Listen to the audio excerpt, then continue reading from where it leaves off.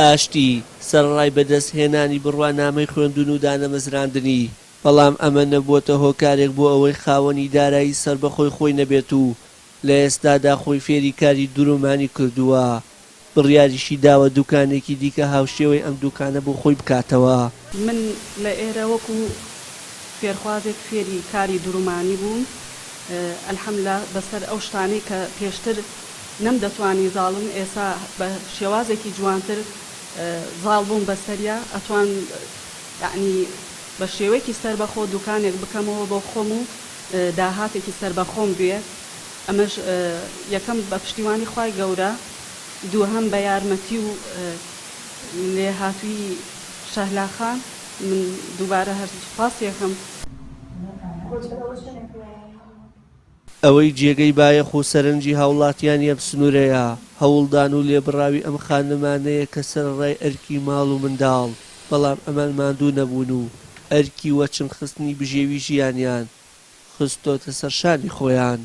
سەرەتا بەخێراتنی کەناڵەکەتانەکەم ئیشی من لێرە هەم هاتووم بۆ فێربوون بۆ خەیاتی بڵێن بۆ خۆوەکو خۆل، هەم هاتووم لێرە ئەم ئیشانم لێرە لەگەڵ بە یارمەتیدا بشالا لێرە ئەم ئیشانەکەم بکاری ئەم چنینانەکەم لەبەر ڕسم و شت هەر ڕسمێ ببینم بڵێن هەر ڕسمێ ببینم لەسەر جلەکە ئەو نەخشە دروستەکەم. هەستاوین بەکردنەوەی ئەم کۆمەڵگەی بەرگدوریە بەرگدوری شاهانە. دەستەیە خوشکین لێرە کە هەوڵمانیاوە کە ئینشاءڵڵا باشترین دوورینەکان بکەین و ئامانجمان لەم کۆمەڵگەیە تەنها بەدەستهێنانی پارە نەبووە. سەرەتا بیرۆکەکە یعنی منوک شخصی خۆم هەمیشە حەزم کردووە شتێک بکەم جیاوازتر لە خەڵکانی تر، بتوانم خزمەتێک بکەم. هەمیشە خزمەتکردن یەکێک بۆ لە شتەکان و بیرۆکەکانی ناخی من کە هانی یاوم هەتا بتوانم ڕۆژە لە ڕۆژان خۆم لەو شوێنە بدۆزمەوە کە ئەتوانم خزمەتەکەی تیا بکەم. الحەمدوللا خوای گەورە ئەم کارێ بۆ ئاسان کردوین، سوپاس بۆخوا. ئێستا دەستەی خوشکین لێرە هەم دوورین ئەەکەین هەم چنین ئەەکەین و الحەمدوللا توانیمانەوەکو فێرکاریەک چەند ئافرەتێک سوودی لێ ببینێ و هەروەها ئافرەتان لەوە بێنە دەرەوە کە ئیتر هەر خۆیان بەمەویست بزانن، خۆیان بەکەم بزانن، بەڵکو ئافرەت ئەگەر بیەوێت پشت بەخۆ ئەتوانێت هەموو شتێک بکە. وەک پندێکڵێ زێر بۆ بچۆ ناو ئاگر، یعنی داواکارم ئافرەتان بەگشتی و ئافرەتانی مسلمان بە تایبەتی تر خۆیان بەکەم نەزانن.